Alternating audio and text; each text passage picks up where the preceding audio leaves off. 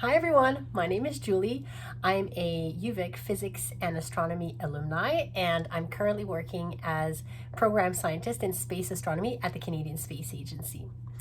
My team's work involves negotiating strategic partnerships with international space agencies on upcoming astronomy missions, creating jobs for Canada's space industries to develop leading expertise in the growing global space economy, and securing opportunities for Canadian scientists and astronomers to get observation time on the world's largest space observatories, as well as creating associated research grant opportunities. My primary responsibility is Canada's contribution to the James Webb Space Telescope. We also call it Webb, or JWST. And it was launched on December 25th, so not too long ago. Right now we're in the commissioning phase, and essentially this phase is about 6 months of time after launch, and that's where we deploy the satellite, unfold it, we put it into the orbit that it's supposed to be in, we turn on the instruments, we calibrate them and make sure that they're tested and functioning properly before we start the operations phase, which right now is scheduled for July. July. Canada provided 2 pieces of equipment, very critical equipment, to the telescope. One is called the FGS, the Fine Guidance Sensor, which essentially allows the telescope to locate itself in space and also to lock on its celestial target that it's going to be observing with very, very high accuracy. And we also provided NIRISS, the Near Infrared Instrument and Slitless Spectrograph, and that is a science instrument that will allow scientists to identify chemical compositions in exoplanet atmospheres and potentially to discover habitable planets. So that's really, really exciting. In return for the instruments that Canada provided, Canadian astronomers are going to have, at the very least, 5% of the total observation time using the James Webb Space Telescope, and it's going to allow them to become leading scientists worldwide on James Webb data. So what is my role in all of this? Right now, my main focus is setting everything up for the operations on the Canadian side. So engineering support contracts for FGS NIRISS, science support contributions, grants to researchers, so that everyone has the resources and the funding to do their work. That means I write technical work descriptions, announcements of opportunities, contracts, grants. I do presentations to ask for funding. I review proposals and I select the winners along with my team, obviously. I also do public outreach and attend events to strategize and negotiate with our community and our partners. So what inspires me the most about what I do? Well, it's playing a vital role in ensuring that Canada is at the forefront of new discoveries in astronomy. Discoveries that have the potential to revolutionize our understanding of the universe as we know it.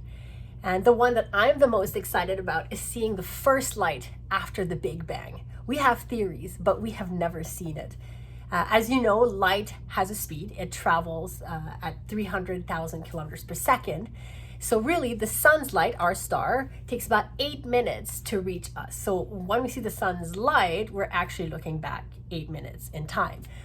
So the same, something very similar, can be said about stars that we look at in the night sky. So light that we see and that we perceive has actually been traveling for a really, really, really long period of time, sometimes thousands and millions of years. And the further in distance that you look, and we know that space is, we know that space expands between galaxies, or space is expanding, the universe is expanding. So the light wave is actually expanded as well, which means that it is redshifted the further away you look. And we can't see that with optical telescopes such as Hubble, because they will see the visible light, much like our eyes will see. And James Webb is going to be using infrared instrumentation, which will allow it to see redshifted light, and hence really, really far in distance, and also back in time around 13.5 billion years ago, where, and this is a rough estimate of time, but when the first light actually happened. That's what I'm the most excited about, and what inspires me to keep doing what I'm currently working on. Another one of my roles at CSA is co-chair of the Women in STEM Committee. Our mandate is to increase gender diversity in all fields at all levels at the CSA, and I'm a strong advocate for equity, diversity, and inclusion. And I do that by breaking the bias, which coincidentally is the theme of this year's International Women's Day. So how do I break the bias exactly? Well, quite simply, by being me.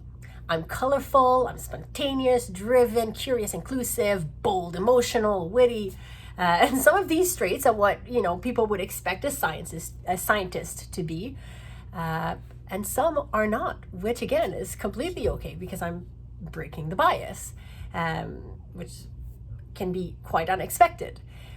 And what better way to do that by just being you, right? We all have our own way of being different from what, the stereotypical, whatever kind of scientist we are, is. We also mentor each other within the committee and empower each other, including our members. We network and collaborate with other networks and communities. We create and participate in events to have opportunities to share our perspectives. We all have bias. Most of it is unconscious and based on previous life experiences that we've had. And we all have a role to play in breaking the bias. Be you, and support those around you to be the best version of themselves that they can be. So what inspires me the most about that role is the opportunities that it's created for me to have a global impact on gender diversity and inclusion. So we've had the opportunity to share and present at our successes and our lessons learned at the CSA, but also within Canada at the United Nations Office for Outer Space Affairs.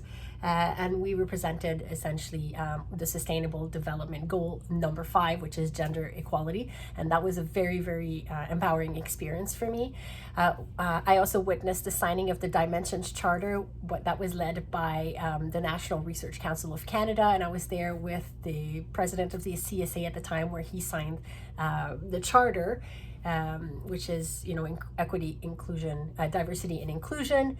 And it was signed by many institutions, academic, industries and government. So that was something that was really, really inspiring for me. So how did I get here exactly? It all seems very impressive, but my career path has been far from linear. We often hear about success stories where someone, they finish their degree and then they go on to being immediately director of operations in a big shot company. Well, that isn't my case. And to be quite honest, it isn't the case for quite a lot of people. So it's important to tell these stories. So during my years at UVic, I was a naval warfare officer for the Canadian Naval Reserves at HMCS Malahat, and I also worked at McDonald's. After my degree, I retired from the Navy and I left my job at McDonald's, and I flew back to Quebec, where I joined the Federal Public Service as an administrative assistant in finance and human resources at Health Canada. At this point, I was a contractor. I was just on contract, and I did that for about 3 to 5 years. And to get my tenured position, I actually had to move to Ottawa, and that's how I got my permanent position at the government. After a few years, I actually saw an internal posting for a satellite mission planner at the Canadian Space Agency, so I applied. That's why I applied. And because I had a degree in physics and astronomy, experience in the military operations, customer service and administration, and I was bilingual, check. I ended up being the perfect fit for the team. One thing led to another, and after speaking to people internally about my background and my love for astronomy, I was actually offered my current position. My advice for you: network and I didn't know what networking was back when I was in my undergrad. Essentially, it's just talking to people. Like, talk to your friends, talk to your family, talk to your professors. Like, they can help you, align your career prospects and objectives. Your colleagues, if you're already working, in whatever it may be, even if it is McDonald's, talk to people. That's networking, and you're probably already doing that, so just continue doing it. Talk about your dreams, your hopes, your aspirations, and opportunities that you could potentially volunteer in, or maybe have an internship in. Mentors, it seems like a big word, mentor, but it can really, again, it can be anybody. Like, I have lots of mentors. Some mentors are my friends, some mentors are colleagues, some mentors are managers that I have. Essentially somebody that's going to give you advice, advice in any sphere of your life, whether it be personally, professionally, in any field, sphere of your life. And you can have more than one mentor. You can have 4 or 5, you can have 10, and you can also be a mentor to others. So you can be a mentee and have your own mentor or mentors, and you can have you can be a mentee, mentors, and you can also be a mentor for somebody else. If you're giving advice to a friend or to a colleague or to somebody at school, essentially you're being a mentor. So surround yourself by mentors, network as much as you can. And in terms of like I was saying, little contracts here and there or little jobs, don't be afraid to take those little jobs here and there, and don't be afraid to take volunteer opportunities as well. Get out there, because that's how you get opportunities, by being out there. In closing, I'd like to tell you the story of how I became the CSA Women in STEM co-chair. I just arrived at the CSA, received an email invitation which was sent to everybody about the annual general meeting, and I accepted it. The day of the meeting, I actually forgot about it, and I arrived in the last 5 minutes where the past co-chair was finishing her last sentence, which was, "Who wants to be the next co-chair?" I hadn't even sat down yet, and no one had their hands up. I had no idea what the committee was about other than women in STEM. But something inside my heart pushed me to put my hand up. So I did. And that's how I became the co-chair. I can say without a shadow of doubt that taking that risk on that day, volunteering and taking on a new responsibility fearlessly, is what got my name around the CSA. Not because I, didn't know anything about the committee, but because of the experience that I gained over the years. And, I demonstrated my leadership abilities, how much I believed in the organization, and, that I was willing to take risks and get myself out there. And it allowed me to network with, all the sectors at the agency, and almost a lot of people know me. And that's partly how I got my current job working as program scientist. So always remember that there's value in every opportunity, no matter how small or insignificant it may seem, or how silly and crazy it may be. The journey is what matters, not the destination. Always follow your heart, be true to what brings you joy, and talk to others about your dreams. And don't forget to break the bias.